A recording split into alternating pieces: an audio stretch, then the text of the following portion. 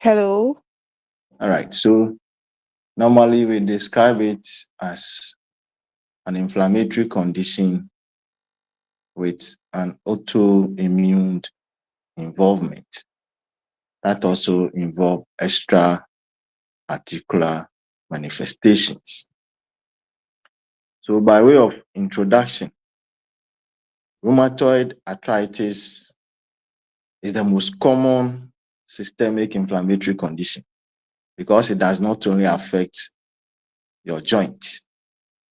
We normally describe it as being systemic in terms of the inflammation.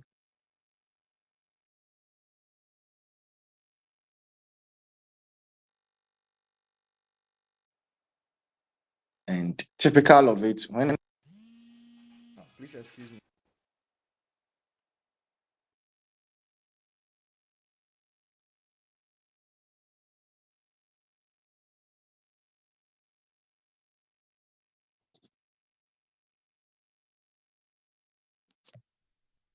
Hello. Hello. All right. So when it happens, typical of rheumatoid arthritis, the joint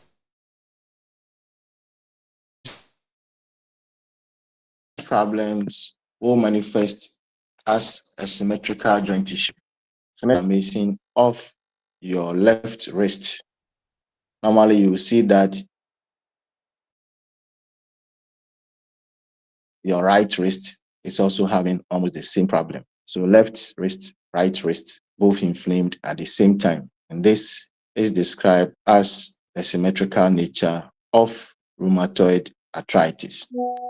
Common extra articular manifestations, apart from the joint, the other organs or other areas of the body that may suffer include the development of rheumatoid nodules.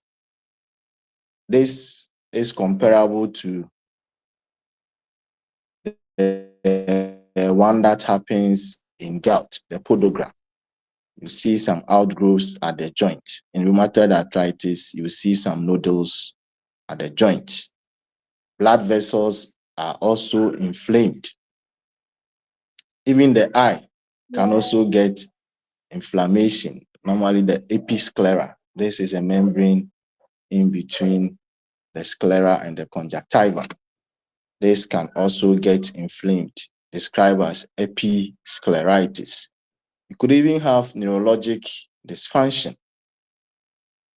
This will also not spare the cardiopulmonary system. The lymphatic system can also be affected as well as the spleen. So this is how serious the problem is.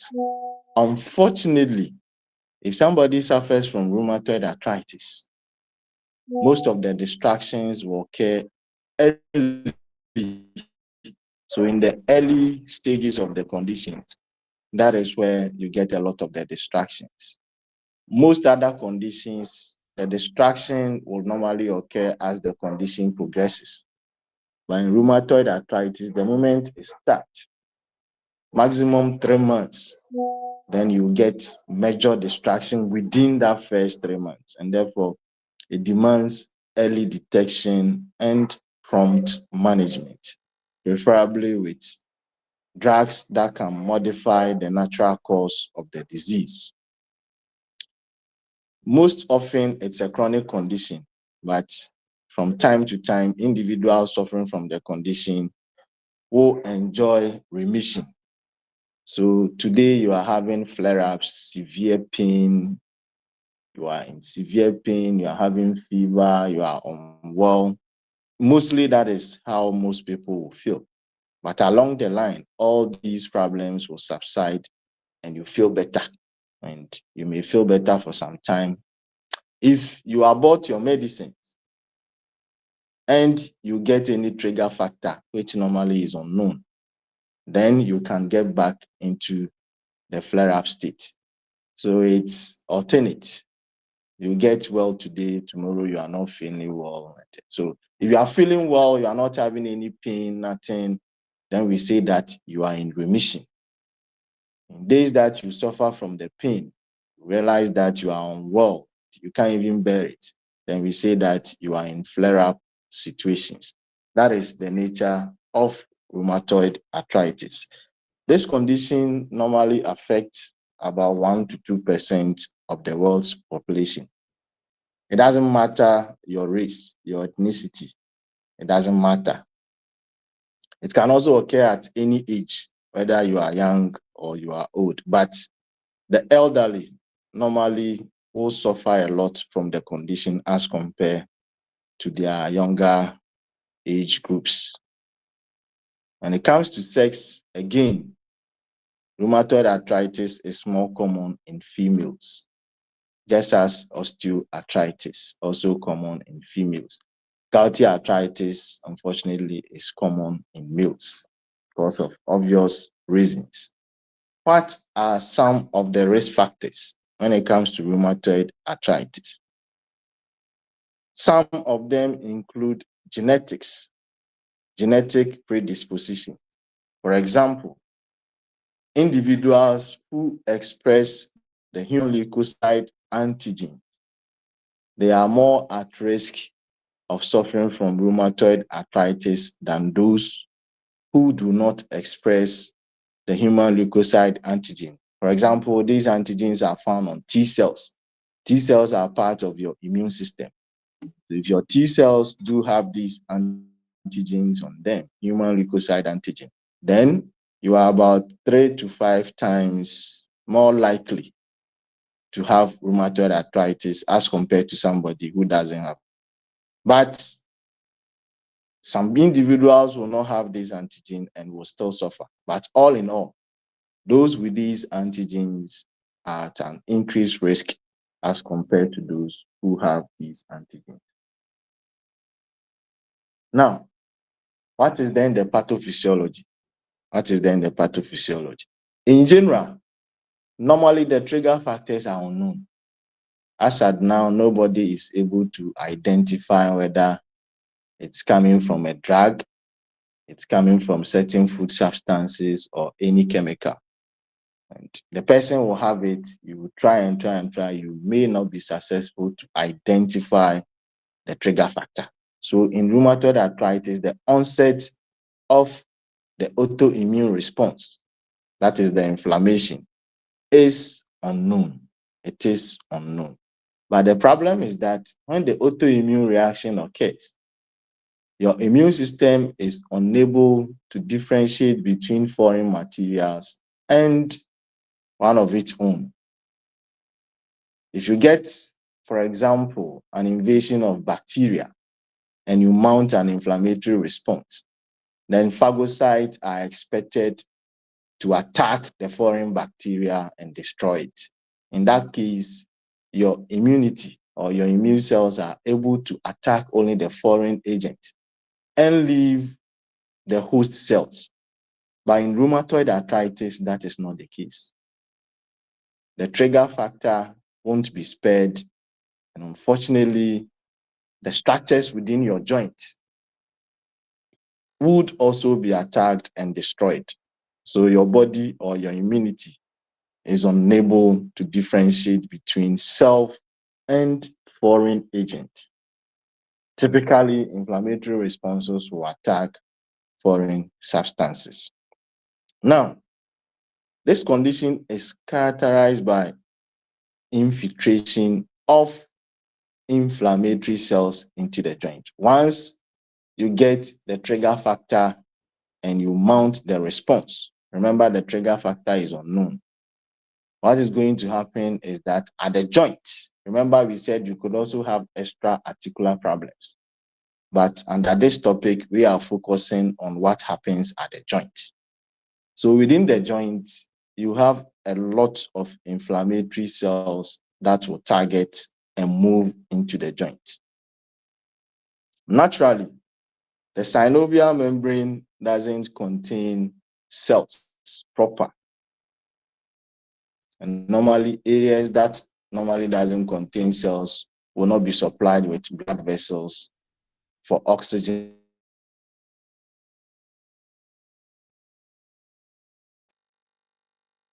as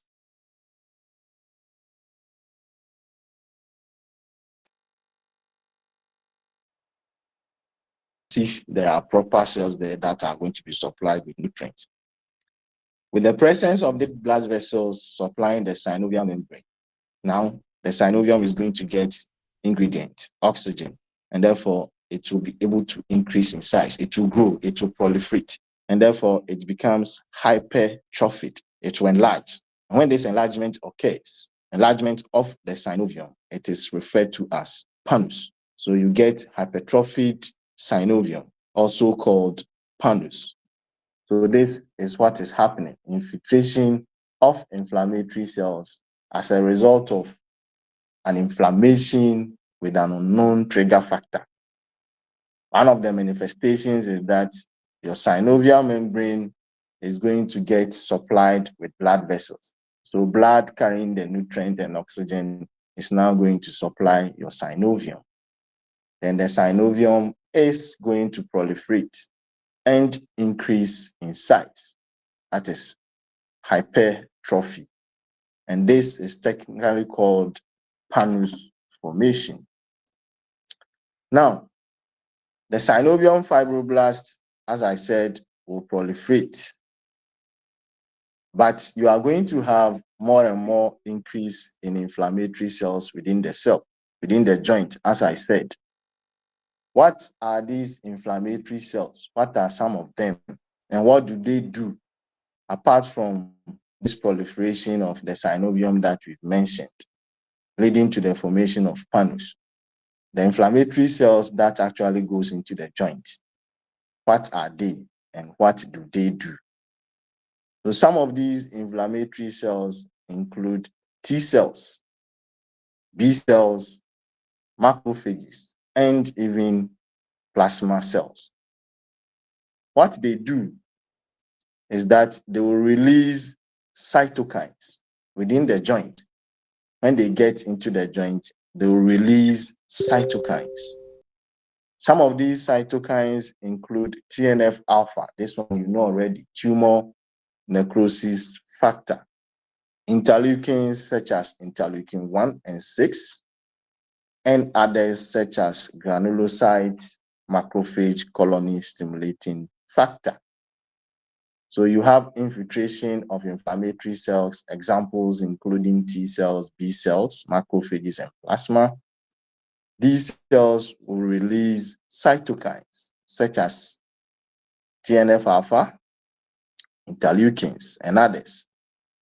What are these cytokines going to do after they've been released from the inflammatory cells? The cytokines will cause the structures within the joint, such as the synovium, to release proteolytic enzymes. Proteolytic, so protein lysis. And these enzymes are the agent responsible for the destruction of structures within the joint, structures such as the bone itself, cartilage, and even the synovium. So in simple put, inflammatory cells invading your joint, cells such as T cells, B cells, macrophages, will release cytokines including TNF alpha, interleukins. These cytokines will cause the synovium to release enzymes that can break down protein, proteolytic enzymes. And these are the agents responsible for the destruction of the structures within the joint, such as cartilage, such as the bone itself. And these are the main agents that are responsible for the inflammation. These are critical. And therefore, if you want to attack these conditions, then some of these cells, like B cells, T cells, must be targeted. Some of these cytokines that they release can also be targeted so that you inhibit them and minimize or clear the inflammation. Unfortunately, these are not the only things that will happen. As part of the inflammatory process, you obviously agree that you are also going to release substances that have activity within the blood vessels, the so-called vasoactive substances. These are also released as part of the inflammation. Examples include histamines, prostaglandins, kinins such as bradykinin. These are vasodilators. Histamine, for example, can even increase the permeability of blood vessels, contributing to the leakage of plasma and even some plasma proteins outside the blood vessels into tissues, into areas outside the blood vessels. So these agents are also going to be released. And of course, they will help in the typical manifestations of inflammation. Once they cause vasodilatation, then you are going to have increasing blood flow towards the point of inflammation, that is the joint. This obviously is going to bring more of the inflammatory cells into the joint. Once you cause increased permeability of the blood vessels, then you get leakage of plasma and then leakage of these blood cells into the joint, leading to edema. More blood carrying temperature will come around the joint that will cause increase in warmth. So in summary, the classical signs of inflammation, that is redness, hotness, pain, and warmth, will finally occur as the proteolytic enzymes destroyed, as we get release of pain mediators, as discussed last week. The pain will come. Vasodilatation driving blood to the joint, you are going to have redness. You are going to have even the movement of blood causing mechanical input. This will press on nociceptors. Then you get pain. As you get increasing blood vessel permeability and leakage of plasma and other proteins into the joint, you are going to get increasing edema. So the person normally suffers from the 4 cardinal signs of inflammation, including edema, hotness, redness, and pain. Now, as all these processes occur, these are the possible outcomes. The individual may suffer from loss of cartilage, and this can lead to loss of joint space. When somebody suffers from this, how do you term it? Class captain, are you around? Yes, please. All right. So should in case the inflammatory processes, this pathophysiology that we've discussed, result in, for example, loss of cartilage, that may result in loss of joint space, how do you term it?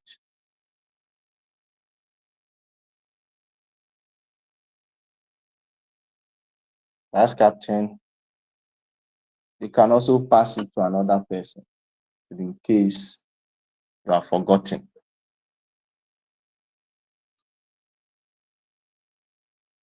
Cartilage being destroyed, leading to situations like loss of joint space.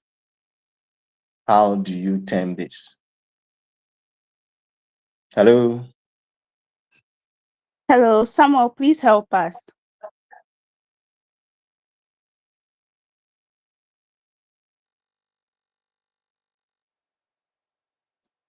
Samuel, any other person, when you get such situation, destruction of cartilage leading to the loss of joint space.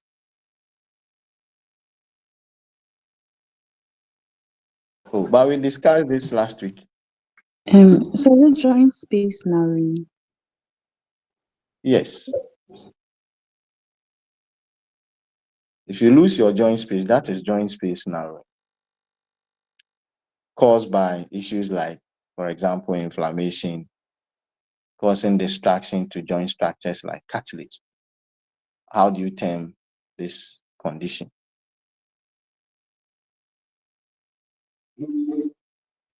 Hello?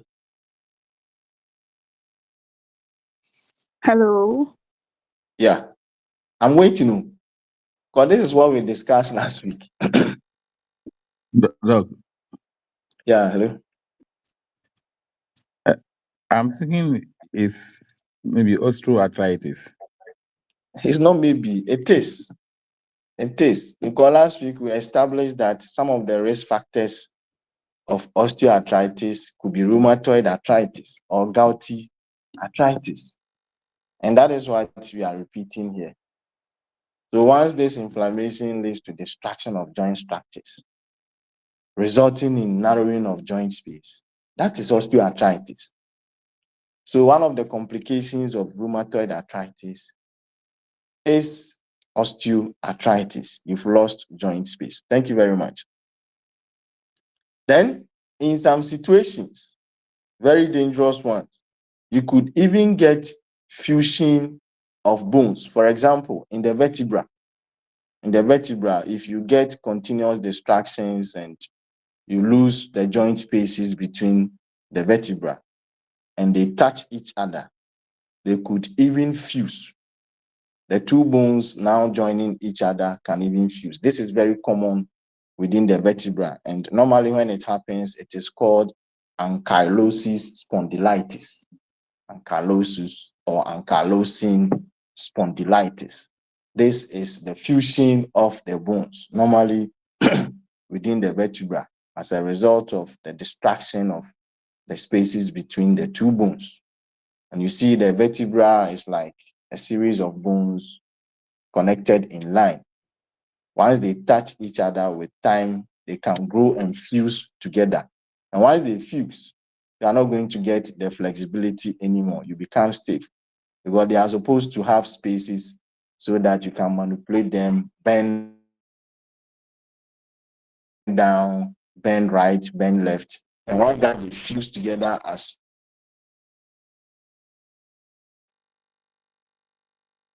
a unit, then this flexibility, you lose it and you may be stiff and ankylosing spondylitis. Of course, a single joint, like maybe the knee joint, can also become stiff, and therefore you are going to get limitations when it comes to joint movement.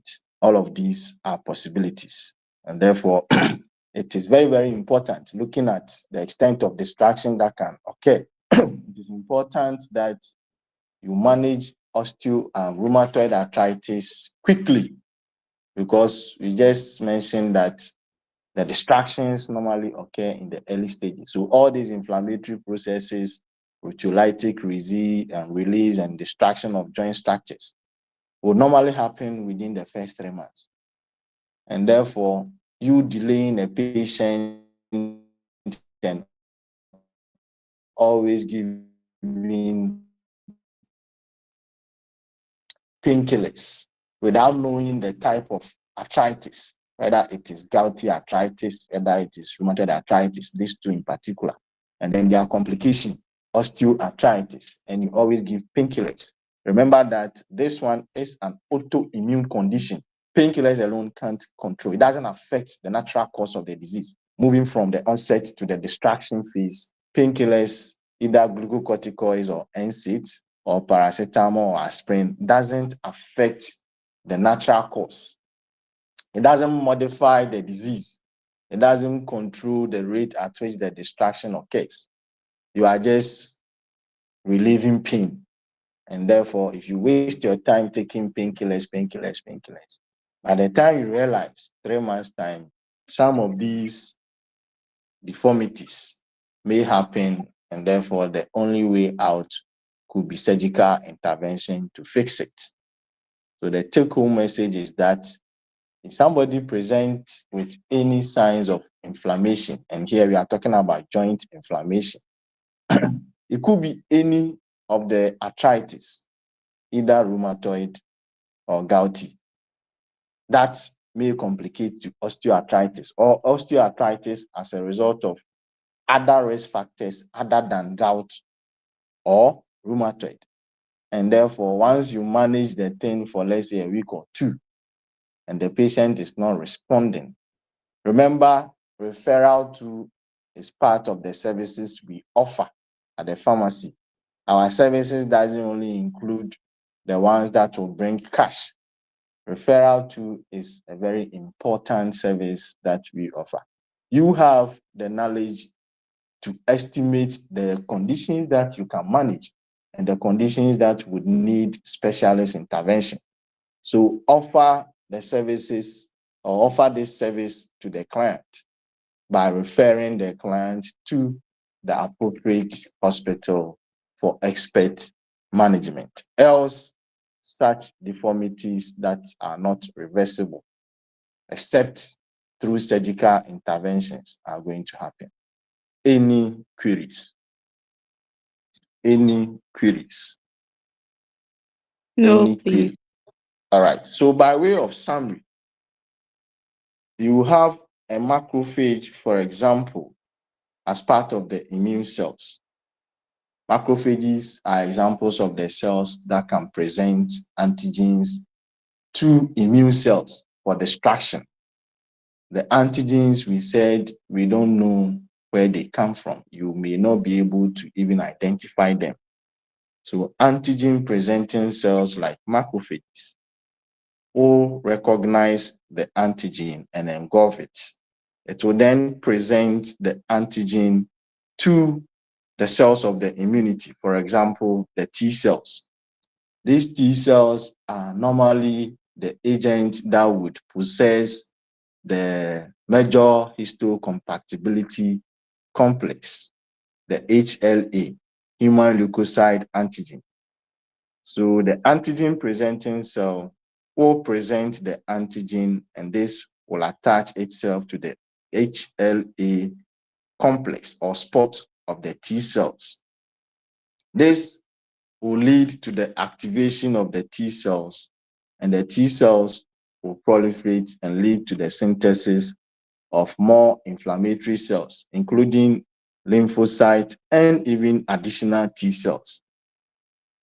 These lymphocytes are the cells that are going to release the cytokines and the inflammatory mediators involved, histamine, bradykinins, and what have you, cytokines like TNF alpha, like other cytokines, and all those involved in the distractions. This is what will cause the synovial cells or tissue to release the proteolytic enzymes, causing distraction to joint structures. Bradykinins, histamine, and other things are going to cause vasodilatation, leading to the flow of blood towards the joint, leading to increased permeability of blood vessels. So histamine does this through the histamine H1 subtype receptor, causing increasing vascular permeability. Plasma will leak, blood cells will leak and enter the joint, causing excessive pain and distractions. So that is the summary. So when you are managing and your target is, of course, trying to interfere with this pathway, can you inhibit any of the cells there?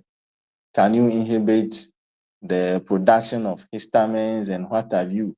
Can you even inhibit some of the cytokines, T cells, the interleukins, the what have you? Because these are the agents that will lead to the distraction. Can you inhibit? And of course, in rheumatoid arthritis, that is the way out. Managing just the pain will only give you initial, as in response, when it comes to the pain alone. But the distractions and all those unwanted fusions, your painkillers will not attack. And therefore, we need agents that can modify these cytokines and these cells that are involved in the autoimmune reaction. And therefore, this is different from joint problems such as gout and other joint problems such as osteoarthritis, not caused by rheumatoid. This demands a specialist care. The rheumatologist must look at this case and manage appropriately. All right, so patients with rheumatoid arthritis, what are the normal signs and symptoms? Signs and symptoms. These at times are very close to that of osteoarthritis. probably because rheumatoid arthritis will lead to osteoarthritis, but there are differences. So let's look at this one. Remember, in osteoarthritis, we said when you sleep or you relax the joint for a very long time, in the morning, you are going to have joint stiffness, but the joint stiffness doesn't last for more than 30 minutes. In osteoarthritis, you don't have symmetrical joint manifestations. You just have one joint having the problem. So let's look at what happens in rheumatoid arthritis. In rheumatoid arthritis too, you are going to have joint stiffness. The duration which may last for more than 6 weeks. But each morning, to differentiate it from osteoarthritis, where the stiffness doesn't last more than 30 minutes. Here, the stiffness would normally last more than 30 minutes. So when there is stiffness that may last for more than 6 weeks, but each morning, the stiffness will last more than 30 minutes. Because it is a chronic inflammatory condition, the person may also come with issues like anemia. Remember, we did inflammatory induced anemia when we were discussing anemia. We said anemia of inflammation and anemia of chronic disease. So due to that, the person may suffer from issues like fatigue and weakness. Of course, it is an inflammatory condition, so we are not surprised that the patient may suffer from fever. These patients are generally unwell and therefore may lose appetite. Muscle pain, inflammation, systemic ones, and joint ones. So this is not surprising. And of course, you get deformities at the joints, such as the one that will lead to osteoarthritis or the one that will lead to ankylosing spondylitis. You may even get joint contractions. You've lost flexibility of the joint because the joint is totally destroyed and you can't move it. Typical signs include tenderness, warmth, and swelling. These are typical of inflammation. Once you get inflammation, we said the 4 cardinal signs: the warmth, the pain, the redness, the hotness, and we are well aware of the underlying cause. One key thing is that we discuss rheumatoid nodules. So development, growth, outgrowths from the joint can also occur. And typically, the joint involvement is symmetrical to differentiate it from the type that happens in osteoarthritis. That one is unilateral. You don't get 2 symmetrical joints getting involved. So here, when the left knee is involved, you realize that the right knee is also involved. In osteoarthritis, if it is the left knee, it will only be the left knee. It won't involve the other one. So symmetrical joint involvement, rheumatoid nodules is typical. And when it comes to signs and symptoms, you can use this one to differentiate it from osteoarthritis. Several other parameters, including the ones that we derive from investigations, objective tests, can also help us further distinguish between rheumatoid arthritis and osteoarthritis. But by way of signs and symptoms, typical of rheumatoid arthritis, you have the symmetrical nature of the joint and the production of rheumatoid nodules. Now, remember we said in this condition, it doesn't involve only the joint. It can also spread to areas outside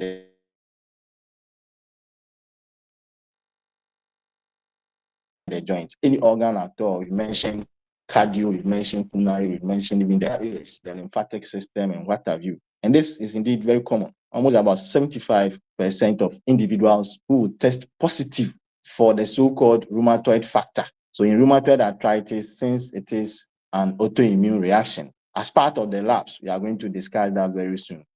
normally the person will test positive for the so-called rheumatoid factor. If this happens, then we say that you are seropositive.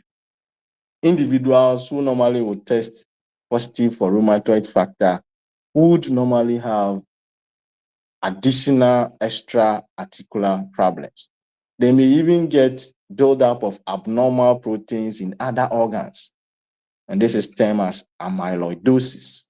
If you get buildup of abnormal proteins, and of course, once they are abnormal proteins, then they are going to destroy that organ, and the organ cannot perform its functions.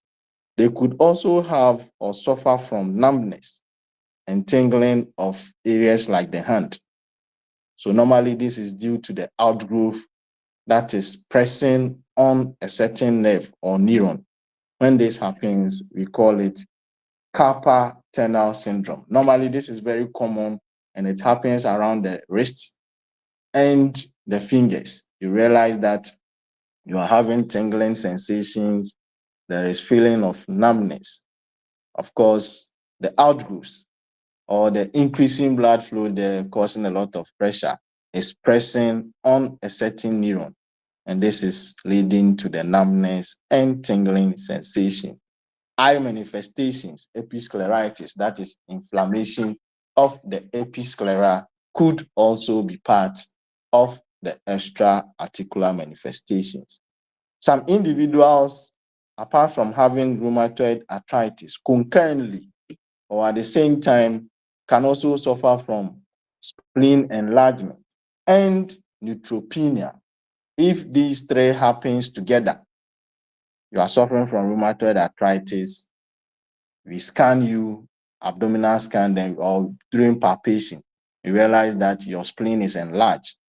And through the CBC, that is the full blood count, we realize that you are having neutropenia. All these three at the same time, then we will together describe it as Felty's syndrome. And of course, fever, since it's an inflammation, is not surprising. These are all common presentations, most of them being outside the joint, and therefore referred to as extra articular in nature. Very common in individuals who test positive for markers like rheumatoid factor. As high as 75% of them may suffer from extra articular manifestations as described. Any questions? Any questions? So in addition, lymphadenopathy, osteoporosis, cardio manifestations like pericarditis, so inflammation of the pericardium, vasculitis, scleritis, all these things could be part of the extra articular manifestations. Any questions? Any questions before we move to the objective test? Objective test. Class captain. No question. All right.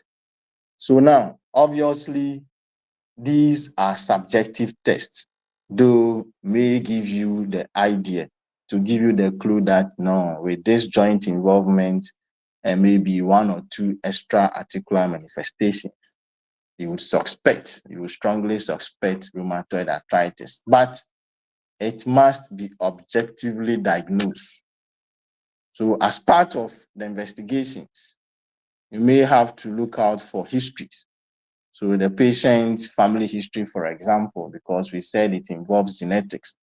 So if maybe one or two members, especially the first degree relatives, also have a history of rheumatoid arthritis, that will help.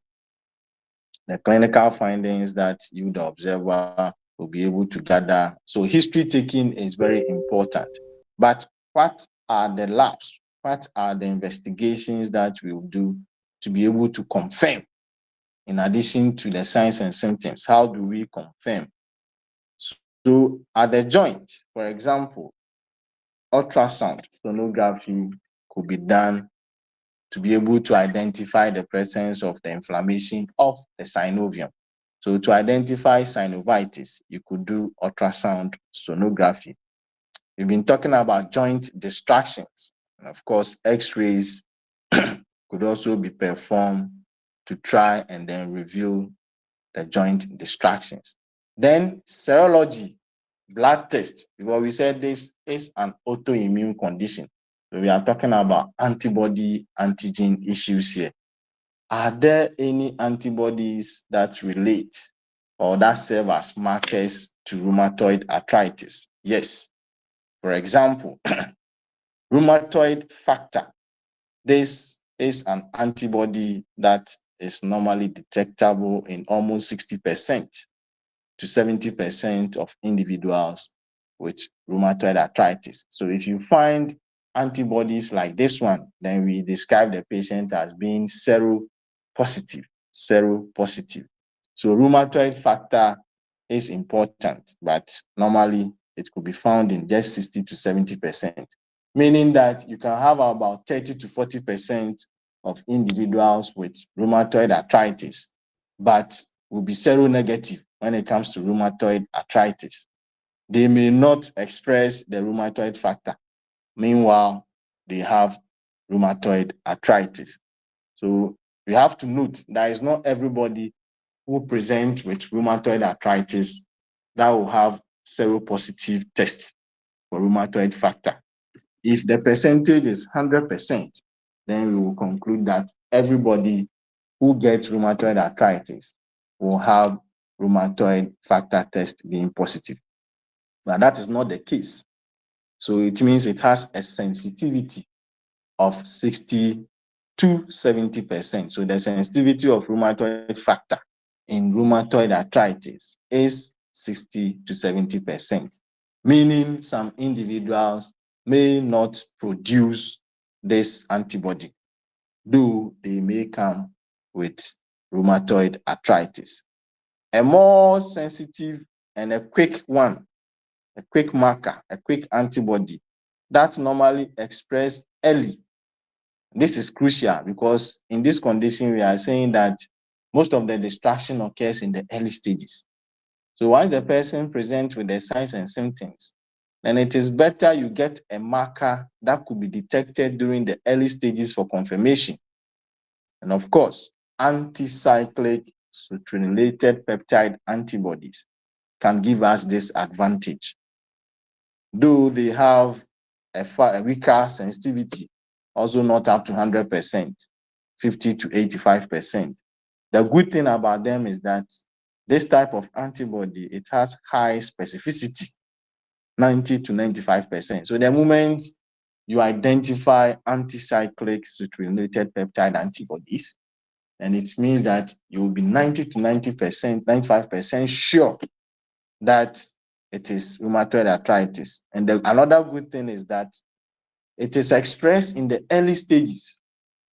So the time that you may not even identify rheumatoid factor, because maybe it is too early to produce enough.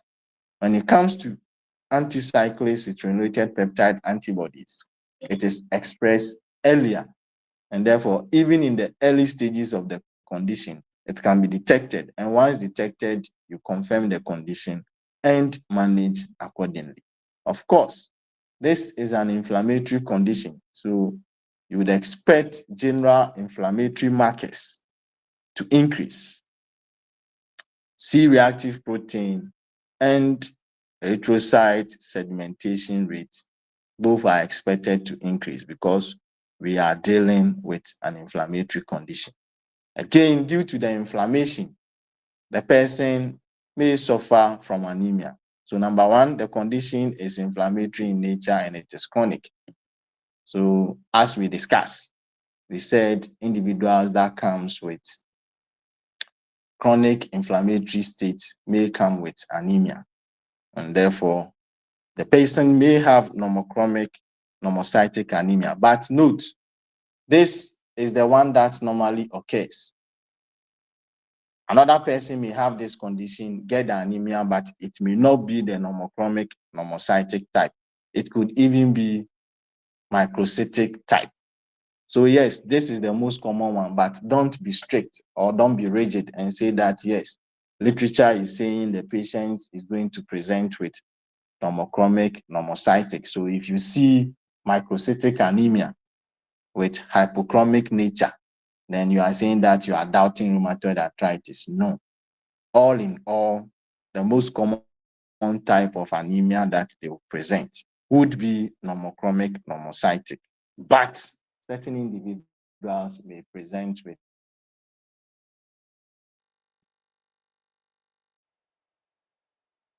other types like hypochromic and microcytic type anemia. Any issue? Class captain. No, please. So once you have these positives, then you are sure. All right. Now, these are the general practice. In general practice, that is what we do. But what are the authorities saying? You do this test, anticyclic citrulated peptide, you have done rheumatoid arthritis, you've done your X-ray, you've done your ultrasound, you've done your clinical observations, you are seeing rheumatoid nodules, extra-articular involvement, the patient is complaining of stiffness that lasts more than 30 minutes or even 1 hour. So how do you combine this? You use these signs and symptoms and objective tests together to actually confirm that, yes, it is rheumatoid arthritis. So authorities like the American Rheumatism Association, they have come out with a criteria for the confirmation of this disease using signs and symptoms as well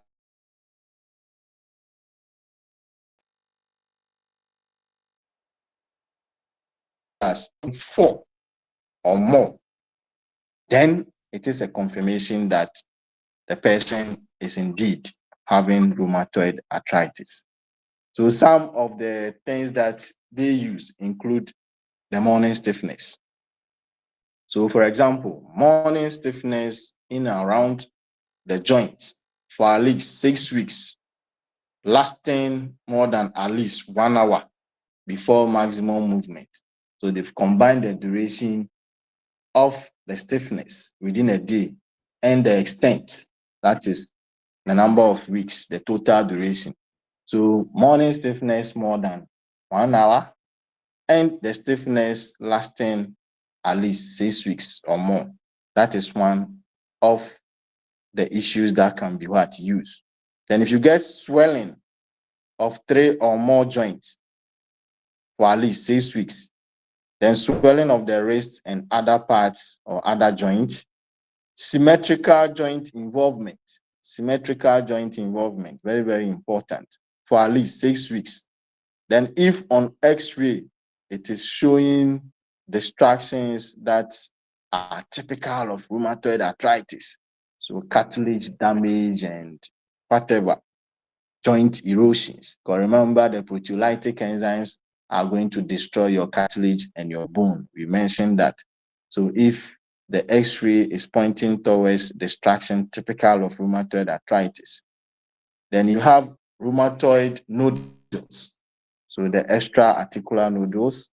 And if you test positive for rheumatoid factor, so out of this, if the patient has 4 at least, then it is a confirmation that the person is having rheumatoid arthritis. So it could be any 4 of what we have mentioned, maybe the X-ray plus the rheumatoid factor plus nodules plus morning stiffness, or symmetrical joint involvement in combination with others. Why the patient presents with 4 or more, and it's a confirmation according to the American Rheumatism Association.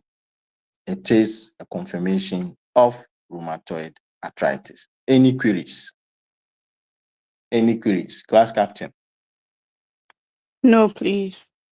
All right. Now, as you confirm and start your management with the appropriate medicines and other interventions, how do you monitor your management? Of course, monitoring goes with efficacy monitoring and toxicity monitoring. In terms of efficacy, you want to achieve certain goals. How do you know that the patient is responding to treatment? And therefore, you are what? Chopping efficacy. You are chopping success. Again, there are authorities who have also developed some tools, some skills that we can use to assess efficacy, response to therapy. So if we are failing, we are not chopping success, we can use some of these skills to assess. So as you are about to confirm, you use the confirmatory test, that is the American Rheumatism Association, to confirm. Yes, it's confirmed that you have rheumatoid arthritis. But the moment you begin to manage, as you are managing, you use monitoring tools like the disease activity score using 28 joints, that is DAS28, or you use the ACR 50, 70, or 20. So the ACR one is also used to assess improvement in terms of percentages. So maybe the person is having an improvement of 50% from baseline, or 20% from baseline, or 70% from baseline. So whichever percentage that you use, then you add it to the name. So for example, the ACR 20 here is just trying to tell us that using the American College of Rheumatology response tool, the person is expected to have 20% improvement from baseline. You can set it high, because once you chop 20%, we expect that next time we are going to get improvement. So we are not going to use the 20% mark again. We expect to get maybe a better improvement. So we are going to use, say, 70% or 50% as per the two. So for example, if you are going to use the disease activity score 28, that means they select 28 joints and then do the assessment. Some of the things that they look out for, and at the end of the day, make the input into a calculator and come out with a score and interpret the score, include the number of swelling joints out of the chosen 28 joints.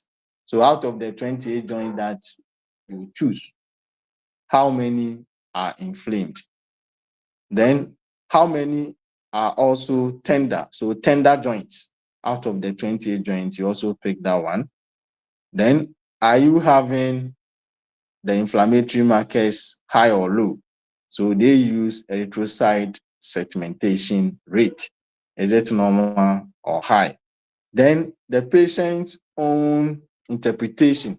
Normally conditions involving pain is subjective, and therefore you need input from the patient. The patient will have to tell you whether he or she is feeling well or not in general.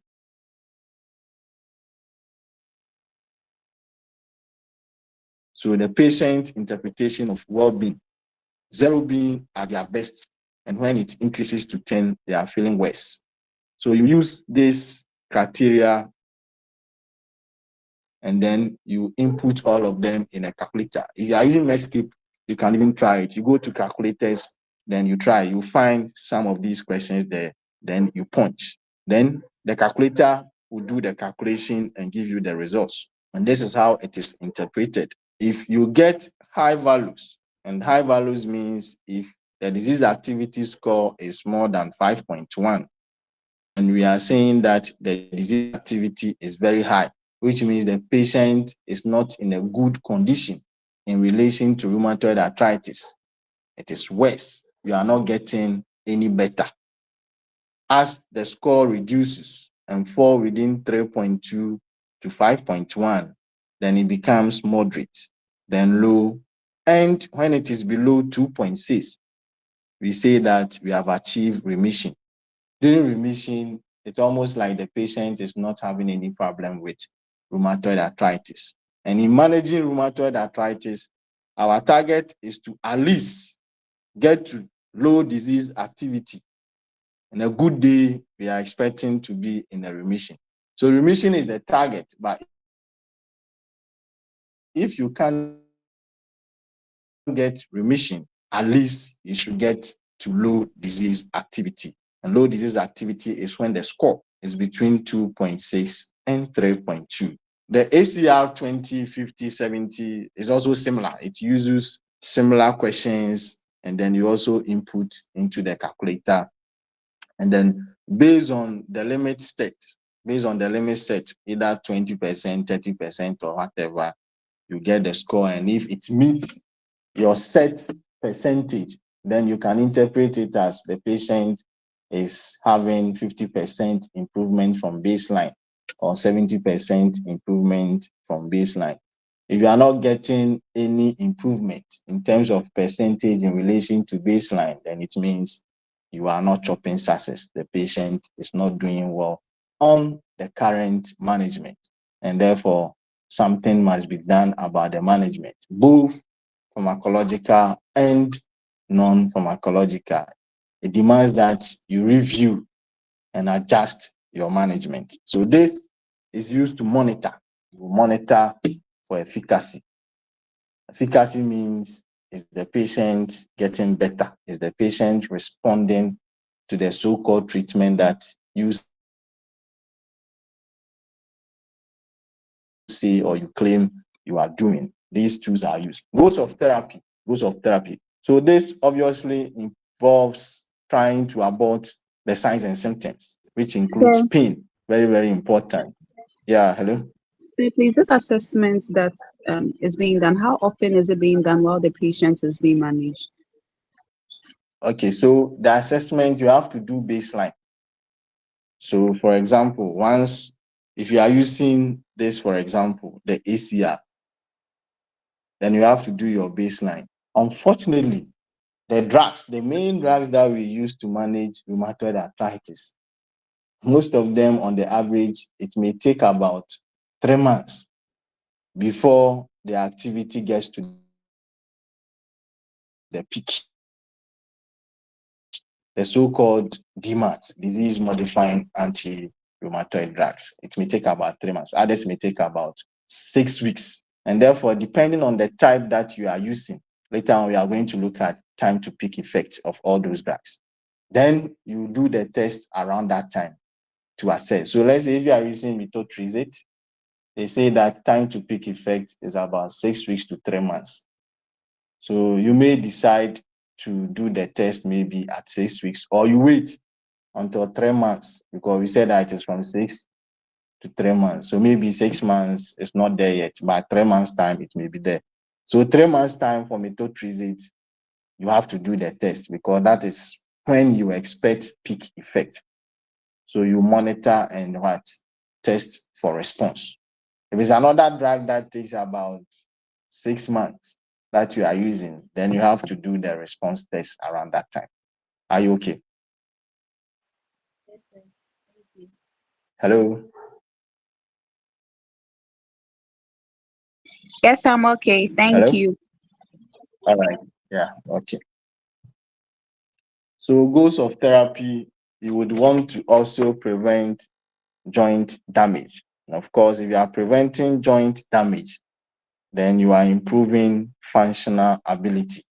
Because if you damage the joint is not going to function. Then of course, achieving remission. Because once you achieve remission, it means all of these, the first 3 are not there. If any of them is there, pain and those things, you are not in remission. So remission is the ultimate goal.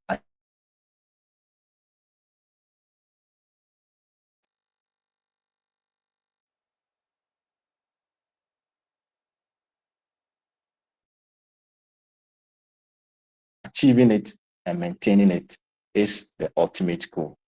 But they can manipulate or use the joint. So how do we achieve these goals? We can use combination of non-pharmacological and pharmacological approach. In fact, in rheumatoid arthritis, you can't use only non-pharmacological. No, it's not possible because of the pathophysiology, autoimmune reaction. So by all means, you have to use drugs. But of course, as for non-pharmacological, it will also be considered. So because you have a lot of issue with the joint, rest is very important. Rest is very, very important as part of the non-pharmacological approach, because rest can relieve the stress that you can put on the inflamed joint. So you rest the joint, you reduce the stress. This can further reduce the possibility of joint distractions. So this is very, very important. And as you rest and you are not aggravating the issue at the joint, the pain can also subside. But don't overdo it. Don't rest too much. Because if you rest too much, remember, you are going to have stiffness. And this will decrease your range of motion. So you need to balance between activating the joint and the rest. You don't overdo the rest. And of course, if you don't use any organ in the body, it will atrophy. Any organ that is not used in the body, it will atrophy. So resting the joint too much can lead to atrophy. So muscle atrophy around the joint and possibly joint contractures. So you need to balance. And this is done by experts, and therefore they'll be able to balance between everything. Then you also target occupational therapy. We are talking about occupational therapy, then we are focusing on how to improve the patient's ability to perform activities of daily living. That is what we mean by occupational therapy, because once you destroy the joint, you can't use the affected joint. If it's your hand, then how are you going to work? So that can also be done. And then physiotherapy. Physiotherapy will also focus on improving the patient's ability to move the affected parts. Of course, we can also use assistive devices, walking sticks and what have you, so that the patient will not put too much pressure. Then weight. If you are overweight or obese, you have to also try and reduce your weight. And the worst case scenario, surgery is involved. So if, for example, it is the person's knee and it has resulted in osteoarthritis, the rheumatoid arthritis has caused a lot of distraction, and now we've had narrowed joint space, almost the two bones touching each other, then we may have to go and do joint replacement surgery. That could be the only way out. So these are the possible non-pharmacological strategies that can be employed when it comes to rheumatoid arthritis. But as I said, in rheumatoid arthritis, you can't say that you are using only these non-pharmacological strategies. Looking at the pathophysiology, the involvement of these cytokines and the inflammatory cells and what have you, it demands that by all means, there should be a drug involvement.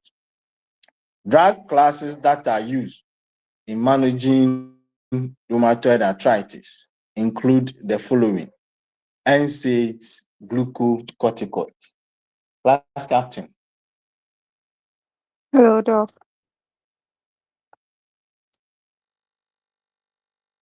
Class captain. Hello. Yes. Sir. Yes. NSAIDs and glucocorticoids. How do they work to solve inflammation? We are talking about inflammation here. So solve the NSAIDs, give the glucocorticoids to another person. Okay. So please, for the NSAIDs, they work by inhibiting COX-1 or COX-2, but specifically in rheumatoid arthritis, it's more preferred to go for the COX-2 inhibitors. So the COX enzyme converts arachidonic acid into prostaglandins and thromboxanes. So blocking these ones will prevent the production of these inflammatory prostanoids. So it will prevent like inflammation in this condition. All right. So give me another person to take us through how glucocorticoids would interfere when it comes to inflammation.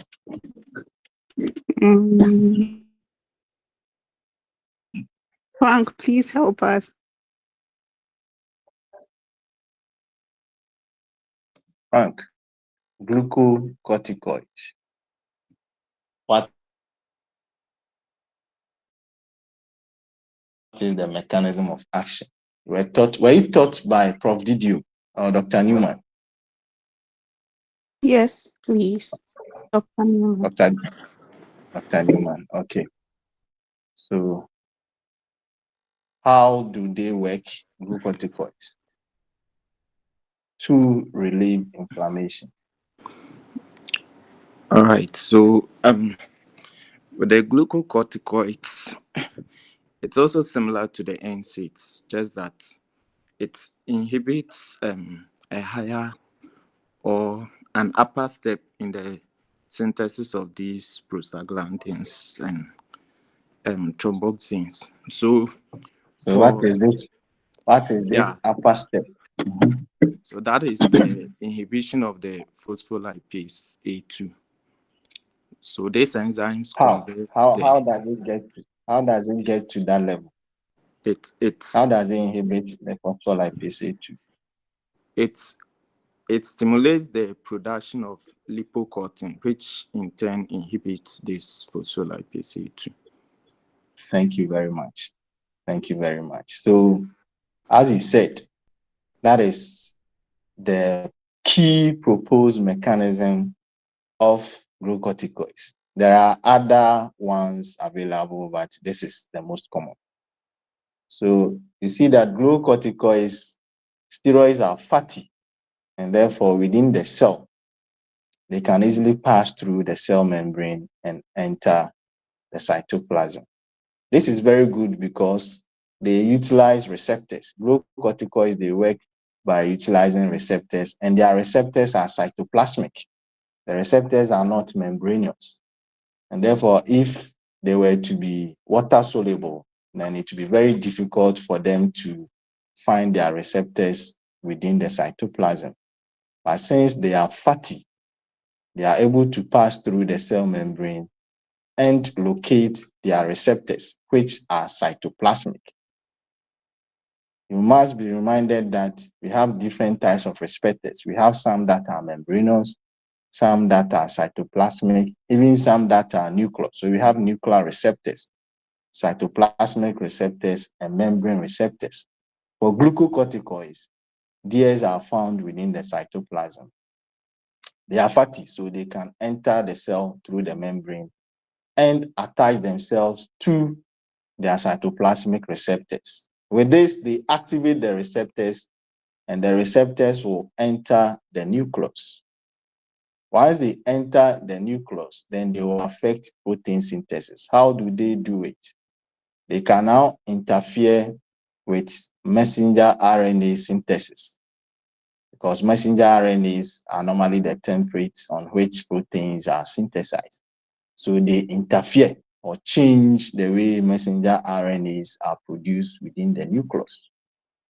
By so doing, this can at times inhibit the production of certain proteins, and at times also stimulate the production of certain proteins. When it comes to lipocortin, as he said, when glucocorticoids interfere with messenger RNA, it leads to the stimulation of lipocortin synthesis.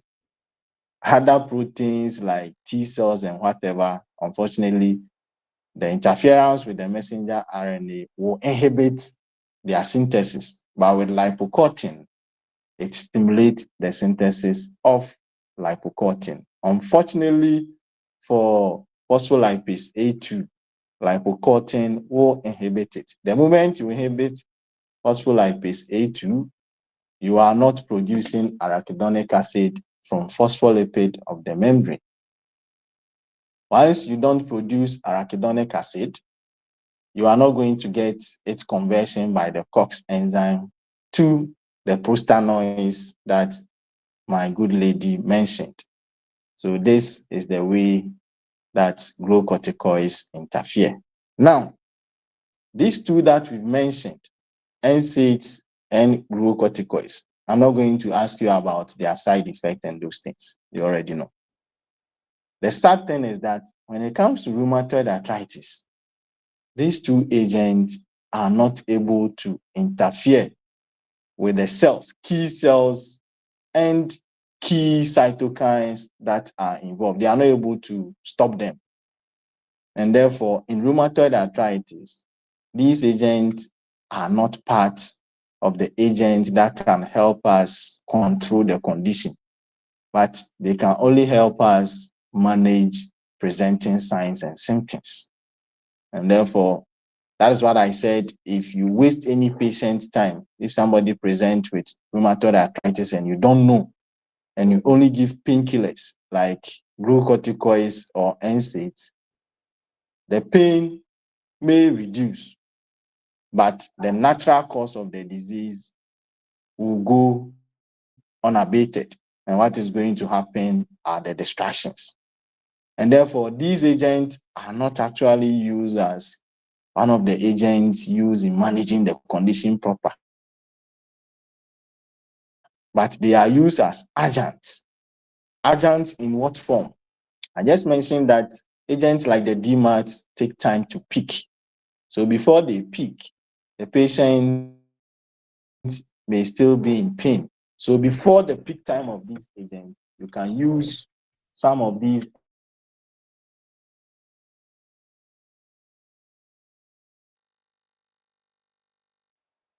NSAIDs or glucocorticoids to cover for agents like, or at times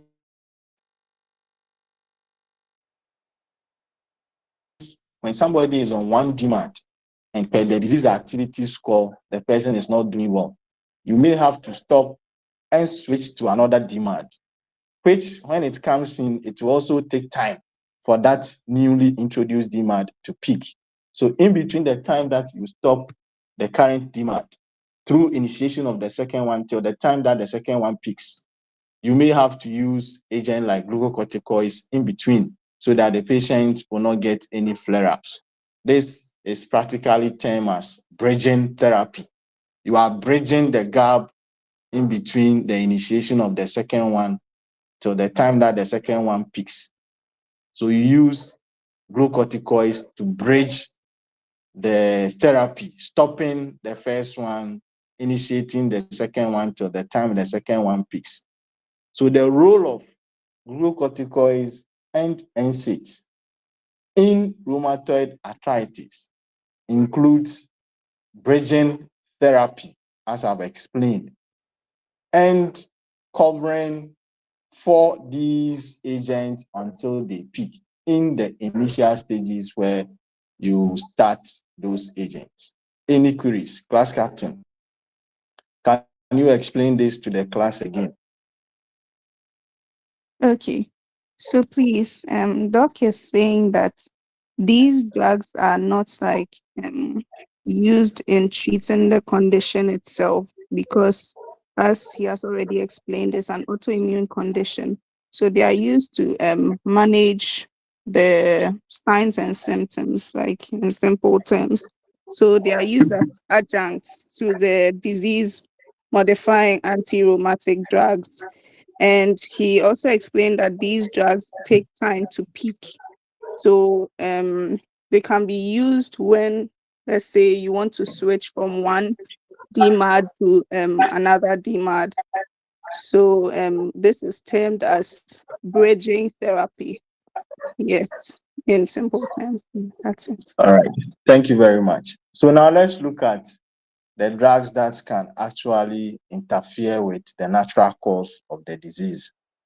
So we have the so-called conventional synthetic disease-modifying anti-rheumatoid drugs, DMARDs.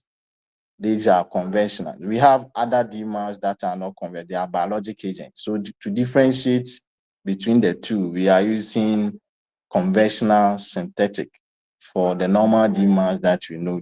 And then when it comes to the biologicals, we use biologic DMARDs. So examples of the conventional DMARDs include methotrexate, leflunomide, sulfasalazine, oral gold, injectable gold, and whatever else will come later as the biologicals. But when it comes to methotrexate and leflunomide and sulfasalazine, they are the main agents, especially methotrexate. We also have hydroxychloroquine and the others. These are all examples of conventional DMARDs. And by way of mechanisms, methotrexate arguably the most commonly used agent. It acts by inhibiting dihydrofolate reductase, and this leads to nitric oxide synthase uncoupling. By this, it will finally lead to T cells apoptosis. Remember, the T cells are the agents that the macrophages will present the antigen to. They are the agents with the HLA, the histocompatibility complex. That antigen, human leukocyte antigen, is on the T cells. So if you reduce the T cell population, then you are not going to get most of them being activated, leading to the production of all the other cells, the lymphocytes and even more T cells, for the cytokines to be produced. So methotrexate is very, very important. Leflunomide simply leads to the inhibition of lymphocyte proliferation. While sulfasalazine deals with reactive species. So as part of inflammatory process, you get reactive species that can destroy joints. So it can inhibit reactive oxygen species. It can also inhibit nitrative reactive species and nitrosative reactive species. So all of these can cause damage to joint structures, and sulfasalazine can inhibit it. The biological agents, they specifically inhibit the cytokines. So you have, for example, TNF alpha inhibitors, the infliximab and adalimumab and golimumab, and those agents, for example, target TNF alpha, that is tumor necrosis factor alpha. You have interleukin 1 and 6 inhibitors, you have T cell inhibitors and others. So in this case, you are actually targeting specifics, the main agents that are involved in the inflammatory process. And currently, we have this last group called the small molecule targeted synthetic DMARDs. These are the Janus kinase inhibitors. So they inhibit Janus kinases, and these kinases are involved in the signaling pathway that will lead to a variety of cytokines production as well as other growth factors. So these agents are also currently available, and they are recommended when it comes to certain types or certain situations involved in rheumatoid arthritis. So now let's look at some examples. So the conventional DMARDs, you have oral good as an example. One of the key things about these drugs is that once they are interfering with your immune cells, they are by all means going to give you reduced immunity. You are reducing your immunity so that you minimize the distraction from the autoimmune reduction. If you look at it from the other side, then it means you are also exposing yourself to possibility of issues like infections, because it's just like somebody on a transplant and you are using agent to reduce the person's immunity so that the person will not reject the transplant. Reducing the person's immunity for that purpose will also predispose the person to issues like infections. And of course, these drugs also comes with a lot of side effects, and therefore they demand strict monitoring.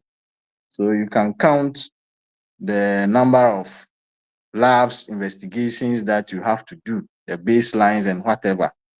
So it means that some of the drugs, once you are mentioning FBC, then it means it's possible that it can affect the blood, can affect blood cells and whatever. You mentioned LFT, it means these drugs can affect liver function. Once you see renal function test, then it means those drugs can affect the renals. And therefore, that is it makes it very difficult to use these drugs because it demands strict monitoring.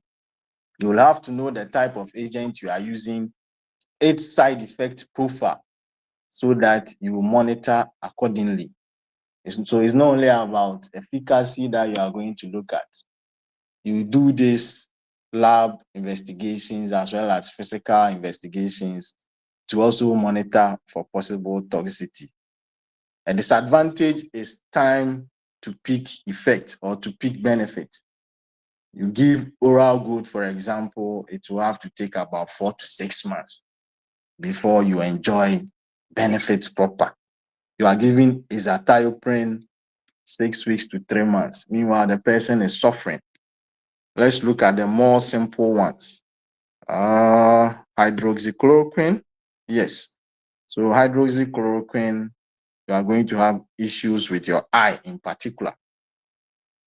Like when we're using chloroquine to treat malaria, eye was an issue. So as part of the monitoring parameters, key is visual examinations. It will also take about 2 to 3 months to peak effect.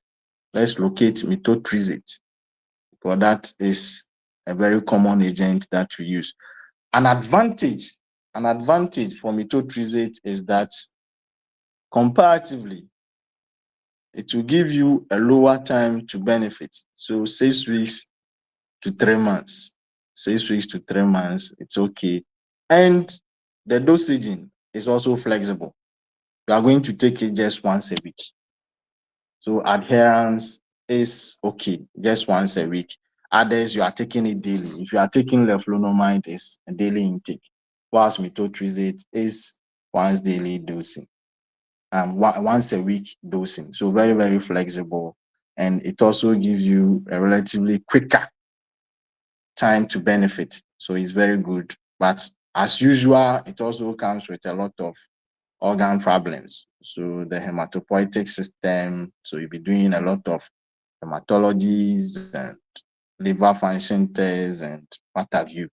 So these are the advantages and disadvantages. But these drugs are very good because per their mechanism of action, they are able to interfere with the various cells, the various cytokines that are involved when it comes to the pathophysiology of the condition. And these conditions are known to modify the course of the disease. If you want to limit progression, reduce progression to end stage destruction, then these agents must be started. And in fact, the guidelines, almost all of them, suggest that in rheumatoid arthritis, you start with your best shot because the destruction occurs in the early stages. So why are you waiting for the destruction to occur before you start your best agent? So once diagnosed, you start your best agents so that they interfere with the natural cause of the condition. The only advantage is that they take time to peak and you have to do a lot of monitoring because they have a lot of organ issues, side effects, and what have you.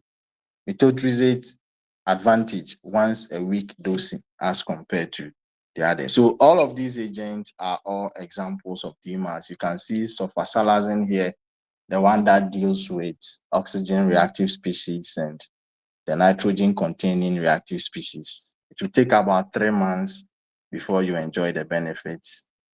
Taking daily, and as usual, a lot of problems, and therefore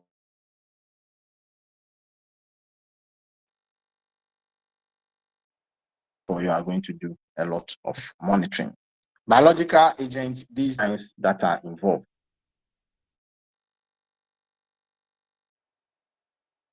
So biological tumor necrosis factor alpha. All of these are examples. Adalimumab, etanercept, golimumab, and the certolizumab pegol. All of these agents can target specifically TNF alpha. They're able to do so because they are genetically engineered. So you can see MAB at the end, which stands for monoclonal antibodies. Monoclonal antibodies, and therefore they are genetically engineered in the lab to be able to target specifics. And these agents target TNF alpha. We have anakinra and tocilizumab that will target the interleukin. So interleukin 1 and 6 that we mentioned, anakinra and tocilizumab will affect them, inhibit them. Abatacept will target T cells, and rituximab also target B cells. So these are manufactured to have specific targets. Of course, they are all available, but how do you choose them? How do you choose them? So more information on the biologicals as per the dose and the route of administrations. Most of them are injectables. Almost all of them are injectables, either SC or IV route. So that also becomes a disadvantage. If you are using this agent, then it means you have to be on injection for a very long time as compared to the the synthetic DMARDs that are per oral, except the injectable good. There is this popular MCQ question between oral good and injectable good. So just note the name. The name, normally when they set it, they use the name to cause confusion. So the injectable good is called the oral thiomalate, and it comes as a sodium salt, while the oral good is Oranofin. Yes, so this is oral good, Oranofin. So depending on the question, you may choose the oral one. So which of the following describes the oral form of good used in the management of rheumatoid arthritis? Then you are choosing Oranofin. If it is the injectable, then target the one that contains sodium orothiomalate, a very popular MCQ when it comes to GBP-QE. Okay, so now you have all these drugs. You have the NSAIDs, you have glucocorticoids, you have synthetic DMARDs, biological DMARDs, you have the Janus kinase inhibitors, the small molecular target agents. How do you use them to manage rheumatoid arthritis? How do you use them? So we have the current guidelines from the American College of Rheumatology. They give us guiding principles and the proper guidelines as to how we may use these agents. Either you combined or the stepwise choice approach. So let's quickly go through and then look at what they are telling us. So now, the guiding principles when it comes to the American College of Rheumatology 2021 guidelines. So now, rheumatoid arthritis, they are saying that it requires early, very, very important, early. Why early? Because most of the distractions occurs in the early stages of the condition. So it requires early evaluation, diagnosis, and management. This one is non-negotiable. You have to do it. So wasting the patient's time on normal NSAIDs or glucocorticoids, you are doing more harm than good to the patient. The treatment decision should follow a shared decision-making process. Of course, it should involve a multidisciplinary team, and the patient too must be involved. You are not pushing things on the patient. So treatment decision should be re-evaluated within a minimum of 3 months. Normally, this is in relation to time to peak benefits of most of the agents that we use. So based on efficacy and tolerability of the DMARDs chosen. So roughly the DMARDs, even methotrexate, may take around 3 months. So you do your re-evaluation and everything, target of 3 months. Then disease activity levels. So how do you test? It refers to using any of these tools to calculate response to drugs. Either you use the DAS score or the ACR 20, 70, 50% score.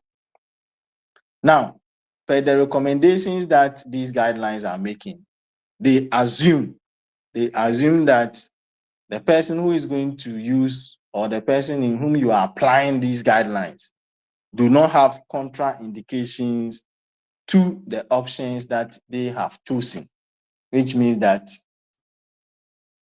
yes, they've said use this, use that, don't use it, don't do this. But the ones that they are saying use, you first have to consider whether the patient has or they have their own contraindication. In that case, then you have to change, you have to modify. You can't go by maybe if their first line is methotrexate and your patient has contraindications against methotrexate, then of course you can't use methotrexate as your first line. You need to switch, and then so that is their consideration. So, but if you don't have any contraindications, all things being equal, then of course you are free to go by their recommendations. So now these are still examples. So this is just like the one that we've looked at again. They are giving examples of their choices when it comes to, for example, the synthetic DMARDs. They have decided to go by hydroxychloroquine, sulfasalazine, methotrexate, and leflunomide. Among all the list, remember we have good and whatever. They are not choosing good. obviously based on tolerability, efficacy, and those things. So they have decided to choose from the whole list of conventional DMARDs, hydroxychloroquine, sulfasalazine, methotrexate, and leflunomide. The biologicals, they are going by the usual TNF-alpha inhibitors, T-cell inhibitors, and interleukin inhibitors, as well as the anti-CD20 inhibitor rituximab. And they also recommend the Janus kinase inhibitors, the so-called citinibs. So you have tofacitinib, you have baricitinib, and upadacitinib. So the citinibs, they interfere with Janus kinase, an enzyme that is involved in inflammation. All right. Now, according to their guidelines, they have this strategy called triple therapy. So what do they mean according to the guidelines if they are saying in this patient, go by triple therapy or don't go by triple therapy? What do they mean according to them when they say triple therapy? So to them, their triple therapy involves using hydroxychloroquine plus sulfasalazine plus methotrexate or leflunomide. So you use hydroxychloroquine and sulfasalazine. Then the third agent would be either methotrexate or leflunomide. So using this combination, to them, that is what they mean by triple therapy. Then when you see serious infection, then they want to tell you that to them, serious infection is an infection that requires antibiotic therapy or hospitalization. Remember, most of these DMARDs are going to reduce your immunity.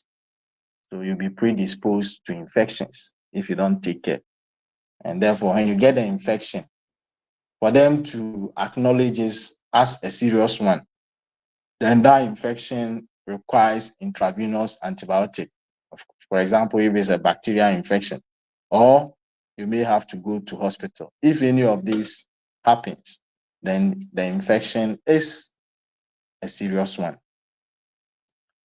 Now, a very key recommendation, when they say use a biological DMARD, rituximab is part of the biologicals.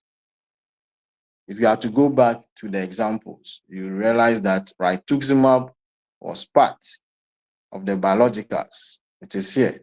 This is biological DMARDs. Rituximab is part. But when they say use a biological DMARD, today's guideline, they are saying that it excludes rituximab. It excludes rituximab, though it belongs to that class. But when they say that you are going by biologicals, it excludes rituximab, unless the patient has any of these indications.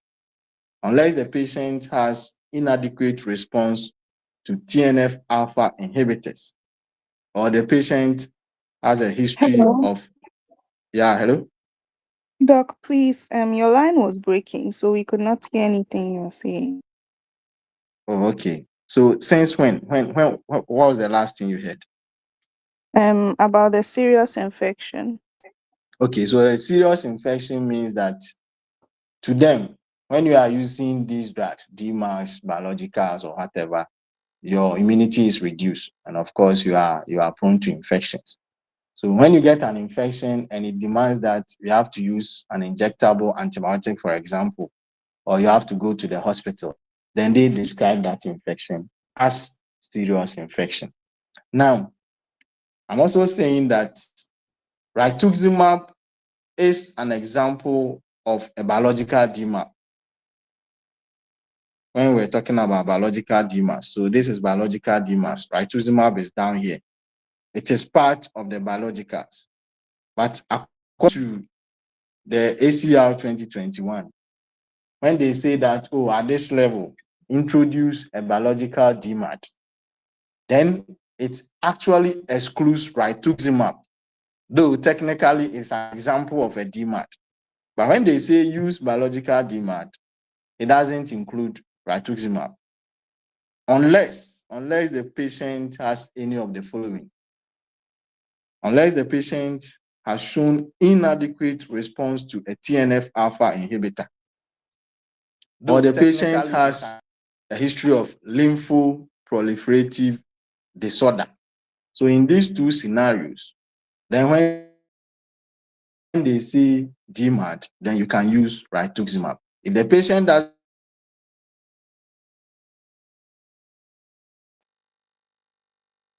have any of these two, when they say use DMARD, don't consider rituximab. Okay.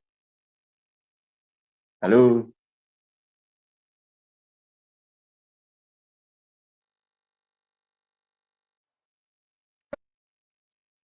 Hello.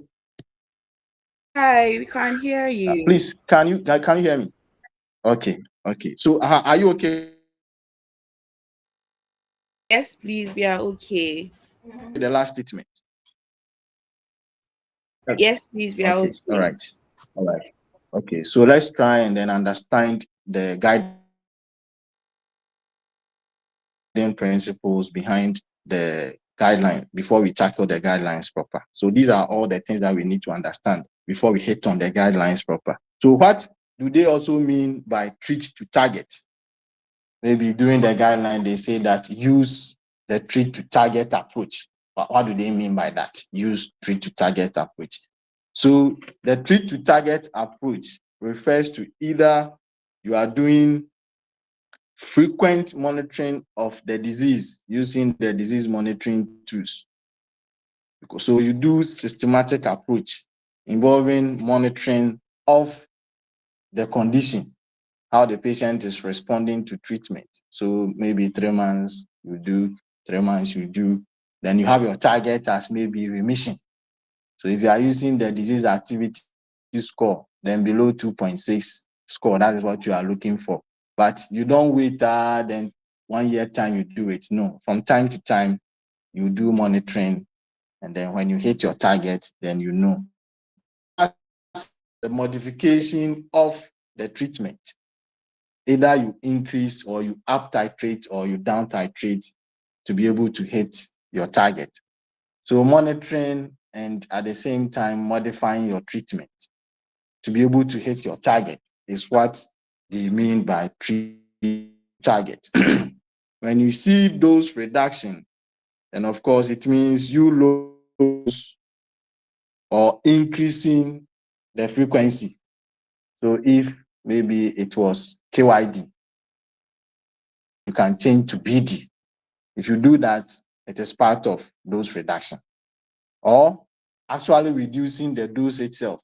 If it was 7.5 milligram and you've come down to 5 milligram, that is also dose reduction. So dose reduction doesn't only refer reducing the dose itself. If you are now coming to 5 milligram BD, that is dose reduction. And then when the patient was 5 milligram QID and you change it to 2 QID, in that case, you have reduced the dose. So dose reduction. Then gradual discontinuation of DMARD is also defined as you gradually lowering the dose of a DMARD and subsequently stopping altogether. So when you see do gradual discontinuation, it doesn't mean at once. According to you don't do that. So gradual reduction or discontinuation means that you start by stepping down gradually and subsequently you stop. You don't do abrupt withdrawal. The patient may go back into flare states. There may be flare-ups, so you don't do that. So these are some of the terms that we want. Now, let's look at the guidelines proper after understanding the various principles involved. So before the 2021 guidelines, there were 2015 guidelines and whatever. And even the 2015 and the others were recommending methotrexate, the use of the synthetic disease modifying agent, and in particular, methotrexate was chosen because of its reduction when it comes to time to peak benefits and easiness when it comes to dosing. You just take it once a week. Of course, efficacy too is on point. If not, they wouldn't have chosen it. So the 2021 guidelines reaffirms the decision to go by a disease-modified agent, a synthetic DMARD, and in particular, methotrexate as first line. So nothing has changed. And again, avoiding the use of glucocorticoids for longer periods.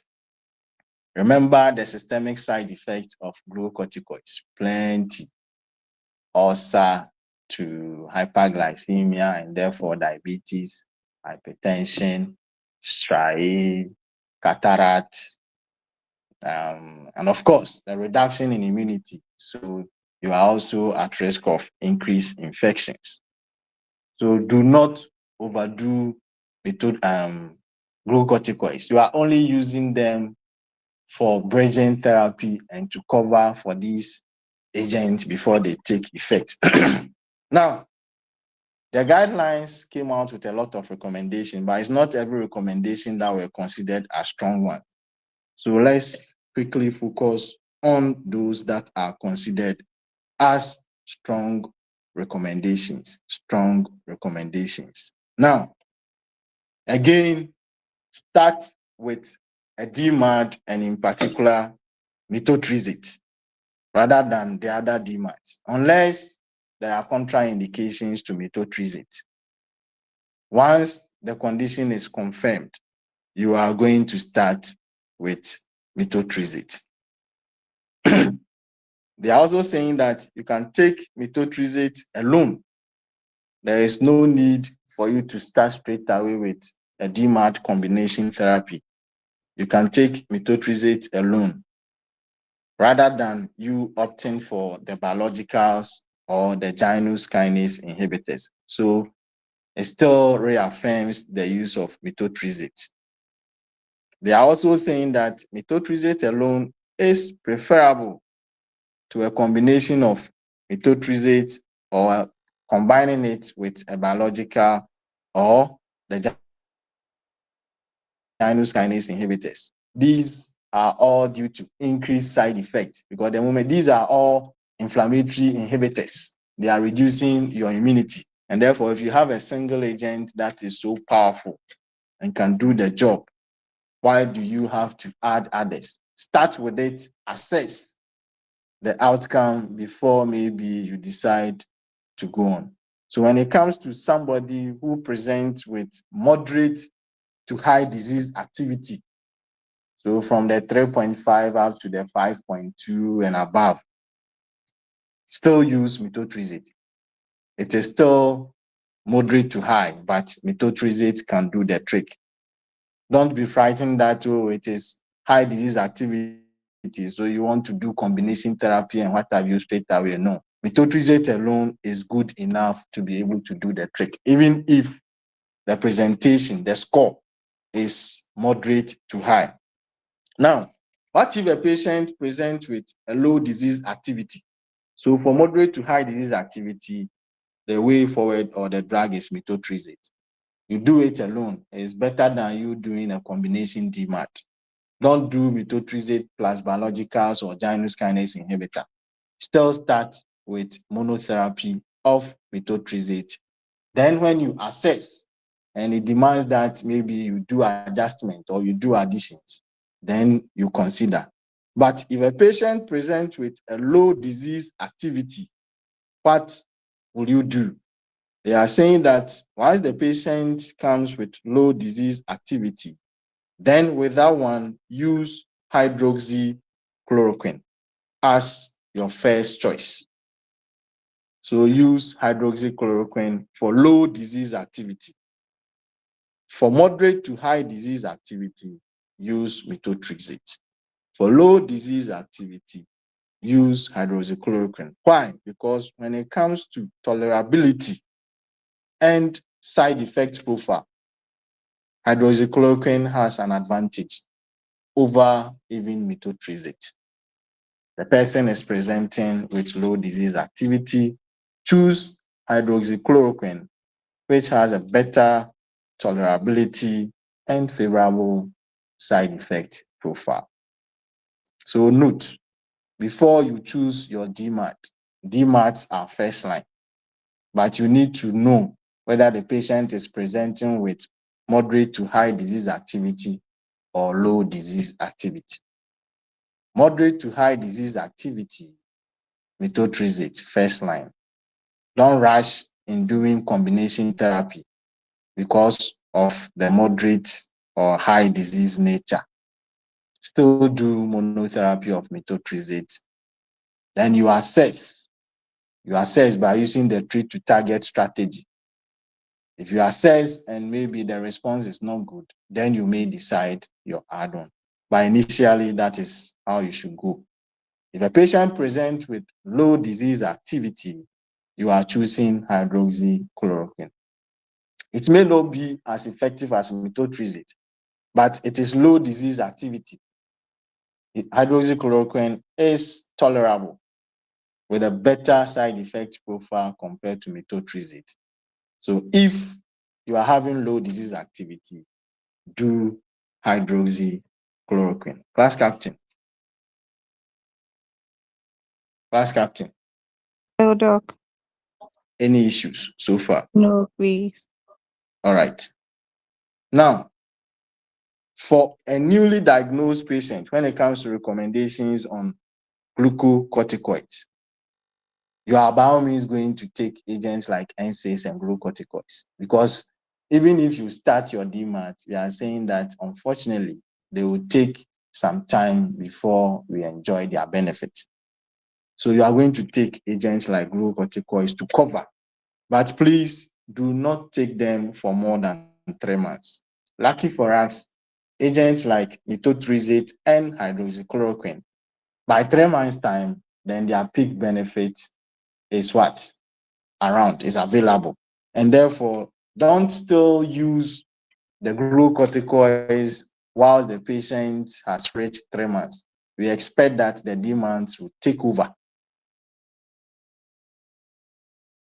by 3 months' time. So don't use glucocorticoids for prolonged periods.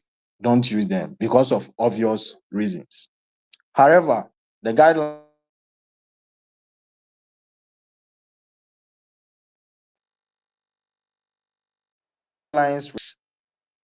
to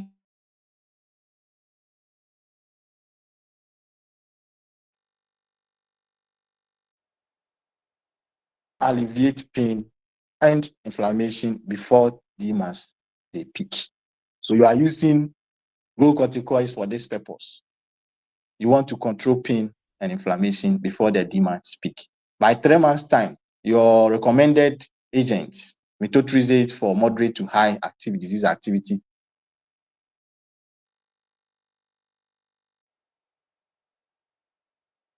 and hydroxychloroquine for low disease, you enjoy their by 3 months' time. So please. Hello? Hello? Hello? Hello. Please, can you hear me? So please use them, but use them below 3 months. Don't use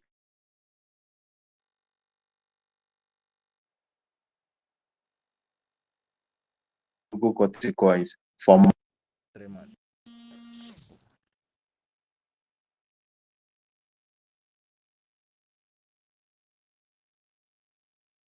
Hello? Hello. Yeah.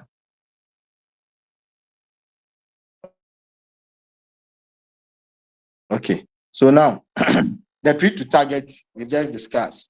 This coming to you. So what do they mean? Again, just to remind ourselves, it means that you are going to do frequent monitoring with proper modification of the treatment. So you get to your target. Is your target low disease activity score, or is your target remission?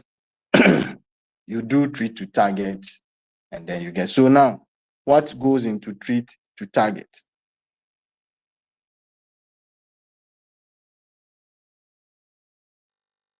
When treat to target, they recommend for patients who have already had poor response to biologicals. Patients who have poor response to biologicals. That is what you have to do, because now it means that they are not responding to even biologicals. So it demands that you take your time and you monitor the thing well and modify the treatment to get the ultimate benefit from the management. Initially, you may not be doing treat to target. Maybe you do just one-time monitoring and you go away. If you do that and the patient doesn't benefit, even when the patient is on a biological DMARD, because remember, you start with a non-biological DMARD like methotrexate. That is what you do. So if, let's say, it didn't work and then maybe you have switched or you have added a biological and still the patient is not as in getting any benefit, then it means that you must set up and now do proper monitoring. You must do proper monitoring. So why do you have to do that? Because at that time, for example, the number of remaining options available for the patient has become limited because you've been using all combinations and you are not getting the benefit. Instead of you to sit up and do proper monitoring and proper modification, you are not doing it. So now you have limited options. You've used synthetic DMARDs, you've added biologicals, and you are still not getting results. You are frustrated. The way out now is to use the treat to target strategy. What do? You make sure that this time, whichever combination or whichever drug that you give, you are going to do frequent monitoring and proper modifications, either step up or step down approach to be able to achieve your target, because the patient may now have limited options. And of course, at that point, you've tried your best and it's not working. So you have pain and whatever, all those negative things are there. Meanwhile, the patient is on treatment. That is when you use the treat to target strategy. Now, what if your patient is on methotrexate and the patient is not getting response? What do you do? So recommendations on inadequate response to methotrexate. What do you do? So now, you may decide on whether patient on methotrexate without adequate response, whether you should escalate to biological DMARD or a Janus kinase or using triple therapy. These are the available options. Somebody on methotrexate, you are not getting benefit. So you are thinking about, should I add or even switch to a biological DMARD? Or should I go to a Janus kinase inhibitor? Or am I supposed to use the triple therapy? Now, they recommended that you should choose either a biological DMARD or the use of a Janus kinase inhibitor over the use of triple therapy. So when it comes to this point, don't use triple therapy. You are going to use 3 drugs. Don't use. It is either you switch to a biological DMARD or you do them as add-ons to the methotrexate. Why? Because they have more rapid onset. They have more rapid onset and they are more tolerable than you using the triple therapy. You remember the combination. You use leflunomide, hydroxychloroquine, and methotrexate, those 3 combinations. The tolerability is very low.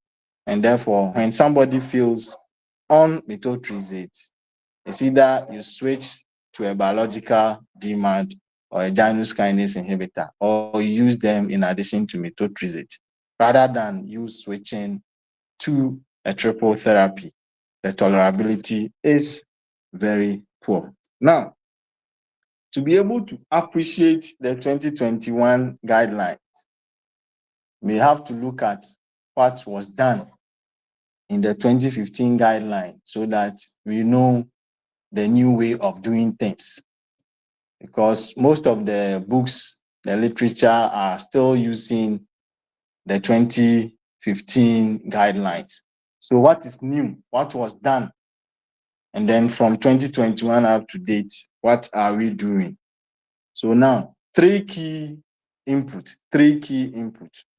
So when it comes to monotherapy, in those days, the 2015 guidelines recommended a conventional DMARD monotherapy, preferably methotrexate When it comes to patients with both low and moderate to high disease activity.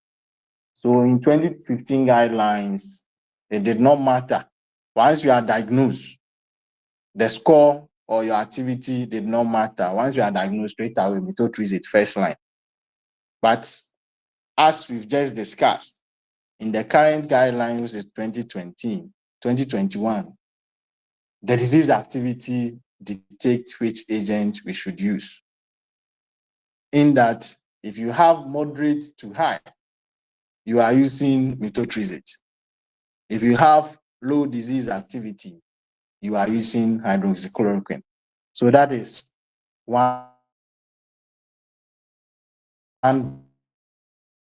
big difference between the two guidelines. 2015 recommended that once these activity score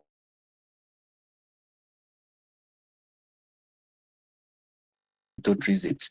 Currently, you are diagnosed, we need to know your disease activity score. Based on that, if it is low, you are going hydroxychloroquine. If it is moderate to high, you are doing methotrexate. Let's look at additional differences. Now, when it comes to dose tapering, how you reduce doses to your target.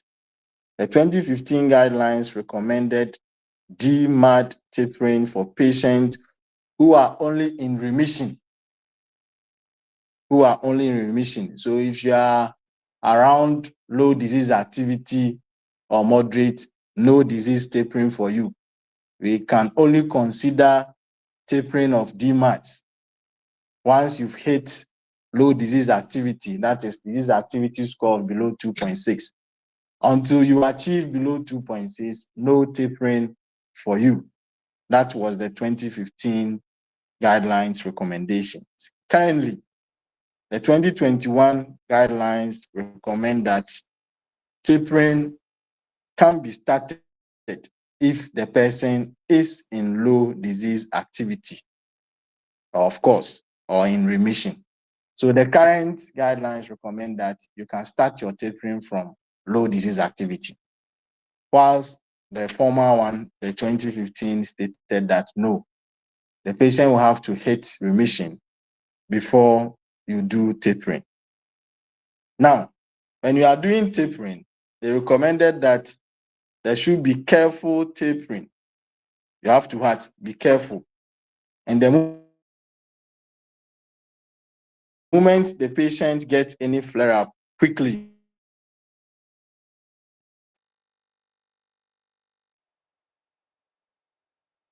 you have to switch back to the old dose or the old DMARD. So you don't do abrupt, you do gradual tapering. And if, let's say, the patient is on 5 milligram methotrexate, you taper down to 2.5. You don't just stop it. You go to 2.5. At 2.5, the moment you see that the patient is experiencing flare-ups, quick, stop your tapering and go back to 5. You don't stop. So gradual tapering before you stop. If you stop and at once anything happens, still go back to your normal or your previous dose that was controlling the condition. Then the last one is on glucocorticoid therapy. So several recommendations have been made against glucocorticoid in the 2021 guidelines. Of course, it is obvious that if you use glucocorticoids for a very long time, you are going to have problems. It's not because they don't like glucocorticoids, but when you use them for longer periods, then the long-term systemic side effects are unbearable, and therefore they are not also easy to be controlled. It's not easy to control glucocorticoid therapy, and therefore, all in all, they recommended that glucocorticoid therapy, you should be very careful. Don't use them more than 3 months. Don't use them more than 3 months. So these are the key differences. Glucocorticoids therapy, dose tapering, and the use of monotherapy according to disease activity score.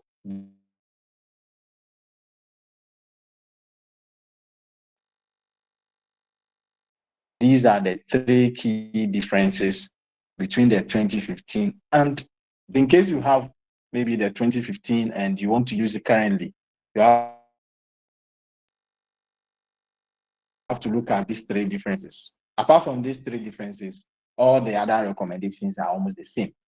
So the differences between the two mainly falls on monotherapy, when to use, and the recommendation is strongly against glucocorticoids. Any questions, class captain? No, please. All right.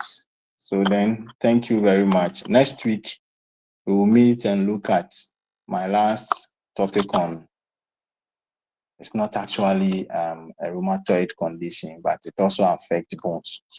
So I'm treating, it's actually under endocrine, osteoporosis. But since it involves the bone, I normally add it to the rheumatoid conditions.